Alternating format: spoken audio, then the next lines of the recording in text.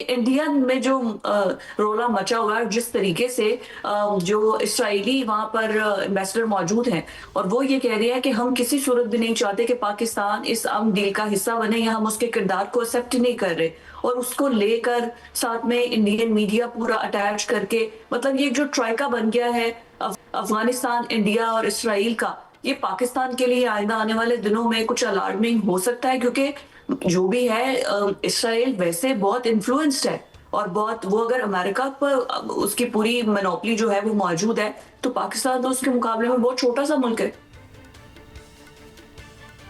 Ji thank you very much Fiza, आपके invite का और having me in the programme, और भट्ट साहब को भी मेरा बहुत सलाम। Pakistan is not an ordinary country. Pakistan एक न्यूक्लियर मुल्क है, पाकिस्तान एक पावरफुल मुल्क है, पाकिस्तान एक नेशन है। फॉर दैट मैटर इंडिया हो, इसराइल हो, अफगानिस्तान हो, या कोई और उससे बड़ा मुल्क क्यों ना हो, जब पाकिस्तान को आप टेस्ट करेंगे तो फिर पाकिस्तान वही करेगा जो मार के हक में की है। हु कुड थिंक 2 साल पहले कि पाकिस्तान अफगानिस्तान के ऊपर इतनी सख्त पॉलिसी भी अपनाएगा। तो पाकिस्तान अपनी सॉवरेनिटी को, अपनी टेरिटोरियल इंटेग्रिटी को, और पाकिस्तान अपने जो नेशनल वाइटल इंटरेस्ट है उनको प्रोटेक्ट करना जानता भी है, कैपेसिटी भी है, कैपेबिलिटी भी है, एंड मोस्ट इंपॉर्टेंटली विल भी है। तो ये तो है पाकिस्तान। अब ये जो इस वक्त चल रहा है कि जी वो पाकिस्तान की सालसी को मानते या नहीं मानते, इंडिया को तो छोड़ देना, वो तो they are not a party. उनकी जो मार्के हक में परफॉर्मेंस रही है पाकिस्तान ने जब उनके खिलाफ किया, और ऑपरेशन संदूर में, और जब उनके जहाज गिरे और जिस तरीके से एम्बेरसमेंट हुई है, तो अमेरिका ने जो आज से कुछ अर्सा पहले इंडो पैसिफिक कमांड इस्टेब्लिश की थी, वापस उसको पैसिफिक कमांड पे ले गए। उन्होंने देख लिया कि this India is not worth a salt, और ये चाइना को कभी भी अपने आप को नहीं डिफेंड कर सका, तो ये चाइना को क्या चैलेंज करेगा। और इसने जो एक बताया हुआ था कि जी मैं वॉच डॉग हूँ, प्रोटेक्ट करूंगा आपके इंटरेस्ट को, तो अमेरिका को भी पता चल गया कि वॉच डॉग साहब जो है ना वो पेडिग्री नहीं है, तो वो ऐसे ही स्ट्रे डॉग ही निकले। तो वो उन्होंने कहा कि इसको यार पॉलिसी में इसका फिट इन नहीं होता। That's why is been mistreated by president Trump G7 के ऊपर। बट ये बहुत छोटी बात है जी। जब पाकिस्तान की परफॉर्मेंस देखनी हो आपने फिजा, कि पाकिस्तान वाकई बहुत अच्छा परफॉर्म कर रहा है, तो फिर इंडियन चैनल्स लगा लिए करें। अगर वहां पे चीखें हो रही हैं तो शुक्र किया करें कि Pakistan is doing very well internationally, regionally and domestically. तो दिस इज मेरी नज़र में तो ये, मैं जितनी ये वॉर हो रही थी ऑन अ लाइटर नोट, हम बड़े बिजी रहे, हर वक्त अपडेट भी रखना था, बहुत से चैनल्स थे, बाहर भी बातचीत होती रहती थी चैनल्स पर। जब ब्रेक करनी होती थी थोड़ा अपने आप को रिफ्रेश करने के लिए, अम्यूज करने के लिए, तो मैं इंडियन चैनल लगा लेता था, तो वो 15-20 मिनट उसको देख के सुकून आ जाता था कि चलें जी थोड़ा सा ब्लड प्रेशर ठीक हो गया तो फिर आगे चल पड़े। But having said that, existential threat रहेगा पाकिस्तान को, दिस इज अ डेंजरस ट्राइका, क्योंकि दोनों एक हिंदू जायनिज्म के साथ चल रहे हैं, एक जूइश जायनिज्म के साथ चल रहे हैं, दोनों के एक्सपेंशियस डिजाइन हैं, और इनके डिजाइन तब भी पूरे हो सकते हैं फिजा जब एक फ्रिक्शन मौजूद हो, वॉर मौजूद हो। तो अगर वॉर न भी हुई तो they will keep creating war. फिर मोदी साहब की और जो नेतन्याहू है, इनकी जो सियासत है वो भी इसी वॉर के इर्द गिर्द घूमती है। वहाँ वो एंटी ईरान, एंटी मुस्लिम्स, वो वहाँ पे वो चलाते हैं, यहाँ पे ये एंटी पाकिस्तान की सियासत करते हैं। तो इनकी अब 20-20, 25-25, 22-22 साल की सियासत देख ले, जिस एक नुक्ते पे हो रही है। तो जब भी इलेक्शन, जब भी पॉलिटिक्स होगी, they would need friction and war. और अपने लोगों को इन्होंने बेवकूफ़ बनाए हुए कि हम ही हैं जो आपको प्रोटेक्ट कर रहे हैं, वरना इधर वो कहता है जी पाकिस्तान आपको खा जाएगा, उधर वो कहता है जी ईरान आपको खा जाएगा। और मेरे ख्याल में रीसेट हो रही हैं चीज़ें, इस पे आगे चल के बात हो सकती है। I think Americans have learned the hard way. मुझे चीज़ें तब्दील होती नज़र आ रही हैं। काबिल एहतराम जनरल साहब, मैंने ईरान और अमेरिका की जंग में जो चीज़ नोट की है वो सिर्फ एक पॉइंट अमेरिका के हक में जाता है, और वो ये है कि ईरान को एटमी हथियार ना बनाने पर उसने तैयार तो कर लिया है।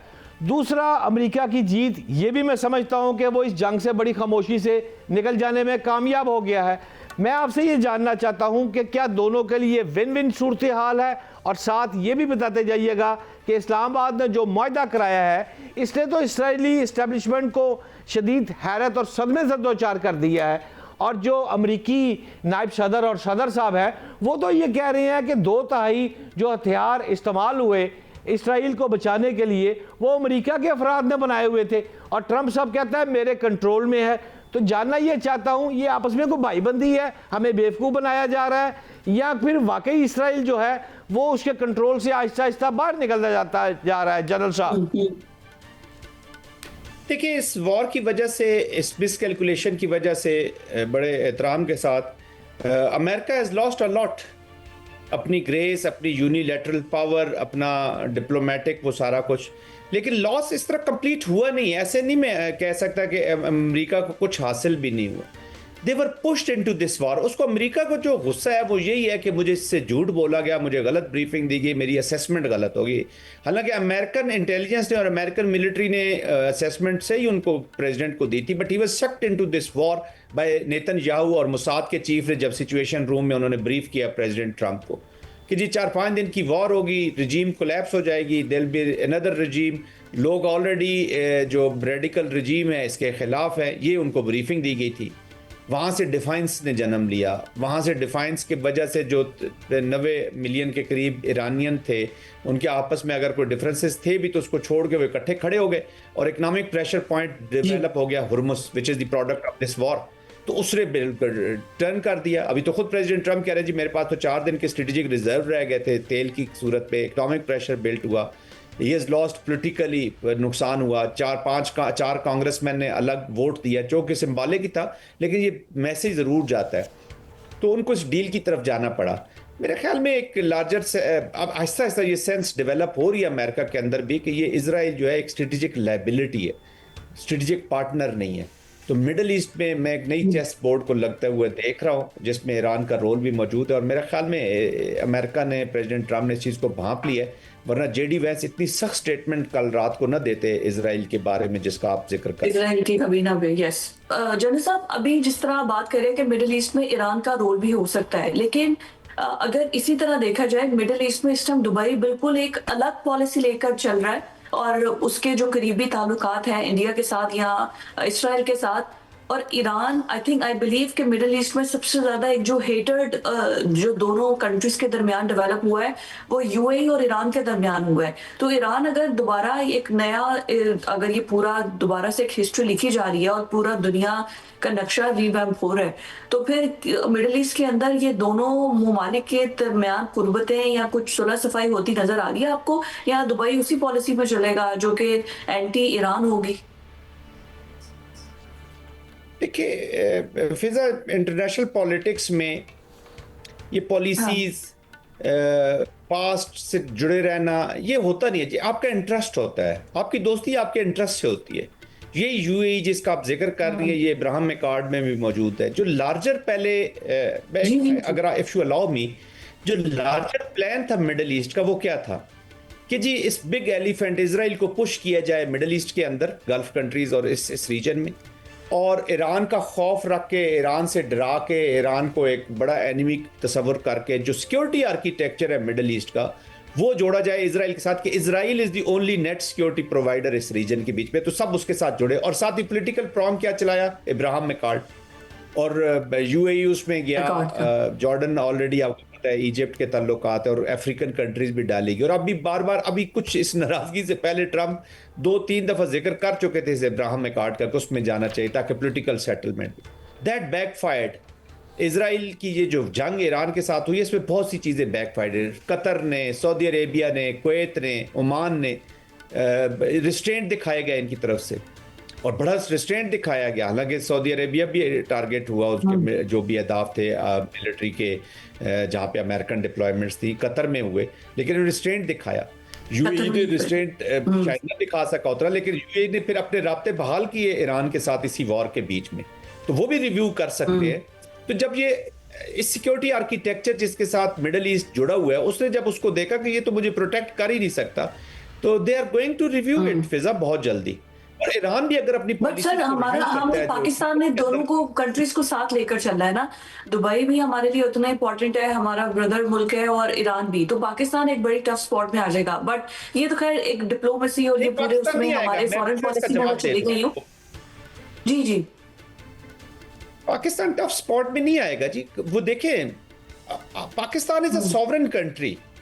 हम लोग बड़े परेशान हो जाते हैं कि हम लोग अभी चाइना के साथ हमारी स्ट्रेटेजिक पार्टनरशिप है, सुपर स्ट्रेटेजिक पार्टनरशिप आज भी चाइना के साथ है। मैं कहता हूँ अमेरिका इतना कर रहे हैं सारा कुछ, वो भी हमारे साथ कर रहे हैं। अभी तक हमारी स्ट्रेटेजिक पार्टनरशिप नहीं है अमेरिका के साथ, it is little tactical nature. हाँ, आगे चल के स्ट्रेटेजिक हो सकती है, देखेंगे कितनी वो हमारे साथ इन्वेस्टमेंट करता है, कितना हमारे साथ बढ़ता है। तो क्या हम ये कहें कि जी चाइना चूंकि स्ट्रेटेजिक पार्टनर है, हम ब्लॉक पॉलिटिक्स नहीं करते। पाकिस्तान बड़ा सॉवरन कंट्री है, तो पाकिस्तान की सऊदी अरेबिया के साथ स्ट्रेटेजिक पार्टनरशिप है। हम ईरान के अभी देखें हमारे क्या ताल्लुकात है, दोनों टॉप पे ताल्लुकात है हमारे। टर्किया के साथ देख ले, कतर के साथ देख ले, यूएई के साथ भी हमारे ताल्लुकात खराब नहीं है। बेशक वो इब्राहिम अकॉर्ड में थोड़ी सी दो चार चीजें से ये नहीं हो जाता कि आपके ताल्लुकात दरीना खत्म हो जाते हैं। इट इज द इंटरेस्ट, कोई ये उसमें नहीं होता। तो इंटरेस्ट जब उनका भी देखेंगे कि यार रीजन की सिक्योरिटी किस तरफ जा रही है, इकोनॉमिक्स किधर जा रही हैं। एक झटका लगाया है हुर्मुज़ ने सारे इसकी ब्लॉकेड ने। और ये नहीं है कि इंटिमिडेशन कोर्जन के नीचे कोऑपरेटिव मोड में, कोऑपरेशन के बीच में आप कहीं भी जा सकते हैं। और ये परमानेंसी सिर्फ इंटरेस्ट की होती है, बाकी किसी चीज की परमानेंसी नहीं होती। This can be change any time. तो पाकिस्तान ब्रिज करता है। जनरल साहब, आप जंगी और सफारती महाज दोनों हमसे ज़्यादा समझते हैं। मुझे तो सादे से सवाल का जवाब दे दे कि क्या इंटरनेशनल मुआहदे के समरात जो हैं वो हमारी पाकिस्तानियों की जेब में कब तक आएंगे? क्या हमारा जो बुनियादी मसला है तेल, बिजली, गैस, ईरान जैसे आप फरमा रहे हैं हमारा भाई बन गया, हम मानते हैं वो हमारा भाई है, तो इसके समरात को नज़र आते हैं, कब तक आपको नज़र आ रहे हैं जनरल साहब? भट्ट साहब, मैंने जनरल साहब को जो है डिप्लोमेट बना दिया है और आपके सवाल के बाद ना वो इकोनॉमिस्ट भी बन गए हैं, डिफेंस एनालिस्ट से। Thank you very much. देखिए ये जो समरात हैं ये तो जब अब ईरान की वापसी होती है इंटरनेशनल गवर्नेंस सिस्टम में, इकोनॉमिक सिस्टम्स के बीच में, पाबंदियां उनसे ख़त्म होती है, तो इतने समरात है कि हम इसको काउंट फॉर भी नहीं कर सकते। फिर आप रीजन्स तरक्की करते हैं, आप मिडल ईस्ट के साथ वाया ईरान जुड़ते हैं, आप सीपैक के साथ इनको जोड़ेंगे, आई मीन BRI के प्रोजेक्ट के साथ जोड़ेंगे। तो जब आप इंटरनेशनल सिस्टम में जुड़ेंगे तो ऑटोमेटिकली पाकिस्तान को फ़वाइद होंगे। कल आप देखिएगा, कल ये इंडिया भी इसी पाइपलाइन के बारे में बात कर रहा होगा जिसको उसने अमेरिकन बेहस पे या अपने आप को, जितना नुकसान इंडिया ने ईरान को पहुंचाया है शायद ही किसी ने पहुंचाया। तो कल तक देखे वो चाबहार पे उनकी वो मैनेज कर रहे थे, और जंग से 4 दिन पहले वो नेतन्याहू के साथ खड़े थे। उन्हें वो यही समझ रहे थे कि इसी असेसमेंट पे कि ये 4-5 दिन में ईरान की स्टोरी तो खत्म हो जाएगी, this is best time to jump away. वो ईरान को छोड़ा, वहां चले गए। तो देखिए ना इंटरेस्ट के लिए कैसे कैसे। But anyways coming back to your question, अगर ये चीज़ें सारी तरतीब से चलती हैं जी और अपनी जगह पे बैठती है तो आई थिंक बहुत जल्द हम देखेंगे कि पाकिस्तान और ईरान की ये जो कॉपरेशन है। आज भी प्राइम मिनिस्टर साहब ने प्रेसिडेंट के साथ हाफ एन आवर बात की है। अभी अली खamenei साहब के जनाजे पे भी पाकिस्तान जा रहा है। तो ये देखें ना, किसी की उसके लिए नहीं है। तो ऑफ कोर्स फ्यूचर में कॉपरेशन बहुत पाकिस्तान की बढ़ेगी। पाइपलाइन का जो प्रोजेक्ट है that is around 40 billion cubic feet की गैस है जो हमारा LNG का चीज़ें कम करेगी, और ट्रेड बहुत बढ़ेंगे। एग्रीकल्चर हमारा आपस में ट्रेड बढ़ेगा, बॉर्डर्स सिक्योर होंगे। अफगानिस्तान जब ठीक करेंगे, देखिए ना ईरान के साथ आपके जब ताल्लुकात ठीक होते तो अफगानिस्तान पे भी इनडायरेक्टली इंपैक्ट आएगा।